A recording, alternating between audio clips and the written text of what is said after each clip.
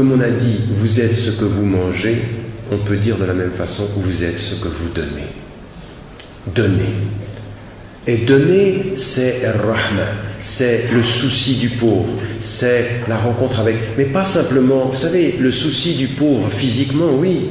Hier, on était à une émission avec nos frères à Roubaix et on avait quelqu'un qui nous appelait depuis Gaza, qui nous parlait de la Palestine. Et on le sait, il nous dit, on a des risques de 35% de personnes qui sont dans des situations de famine. La famine, il n'y a rien à manger. Pensez-vous au fait que vous vous privez de manger pour un mois, pensez que ce que vous vivez pendant un mois, il y a des gens qui l'ont pour toute leur vie. Ce que vous vivez pour un mois, c'est leur vie en permanence, avec en plus l'inquiétude de ne pas savoir s'ils vont pouvoir manger le soir. Pensez à ça. Il y en a, ils vivent ce que vous vivez toute leur vie, en plus sans savoir ce que va leur donner le soir, ce que leur offrir la nuit, parce qu'ils n'ont peut-être pas forcément à manger. Et donc de ce point de vue-là, il faut se rendre compte, là ça nous venait de Palestine, et il faut se rendre compte que c'est en Afrique la même chose, en Asie il y a des situations, il y a des gens qui n'ont rien. Donc il y a la pauvreté physique, il y a la pauvreté qui est dramatique. Et nous en tant que musulmans, c'est très important qu'on se rappelle que ce souci-là, le prophète il avait à côté de la mosquée les pauvres dont il s'occupait. Et une de ses propres filles, Fatima, elle était totalement dévouée à cette cause-là, des pauvres avec lui, et ses femmes faisaient très très attention aux pauvres. Et je rappelle tout le temps cette invocation qui pour moi m'habite tout le temps. C'est que c'est pas simplement tu donnes de ton argent et tu oublies, non, c'est que tu sers. Islamic Relief, ils ont mis comme slogan pour ce ramadan, qui aime Dieu aime les pauvres. Et ça vient d'où ça? Ça vient du prophète qui dit Allahumma nas'aluka hubbal masakin.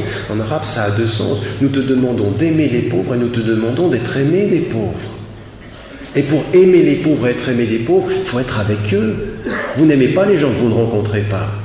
Vous ne pouvez pas les aimer. Vous pouvez dire ah j'aime les pauvres, mais vous ne les voyez jamais. Il faut rencontrer la pauvreté. Il faut les servir. Celui qui va vers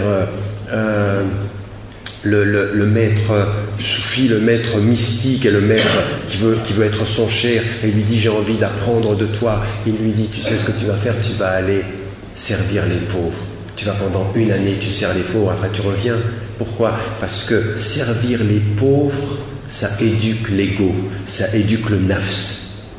Vous êtes au service des gens qui n'ont rien, donc ça c'est important. Aujourd'hui, vous êtes au 20e jour de Ramadan, alhamdoulilah. Vous avez rencontré combien de pauvres pendant les 20 premiers jours? Vous les avez servis comment? Vous les avez rencontrés comment? Qu'est-ce que vous avez fait? Simplement, vous donnez de l'argent et vous pensez que l'argent part avec l'intention. Il y a l'intention de donner de l'argent, puis ensuite, il y a l'intention de servir ceux à qui on a donné de l'argent. Parce qu'il faut les aimer. Et il faut les pauvres autour du prophète, ils l'aimaient. Il l'aimait, parce que d'ailleurs, lui, il vient de là. Il vient de cette pauvreté-là.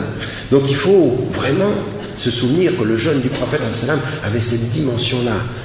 Tout ce que j'ai dit au départ, on oublie l'humain en nous pour s'approcher du divin, et on va servir le plus humain des humains parmi nous qui a besoin de l'humain parce qu'il n'a rien.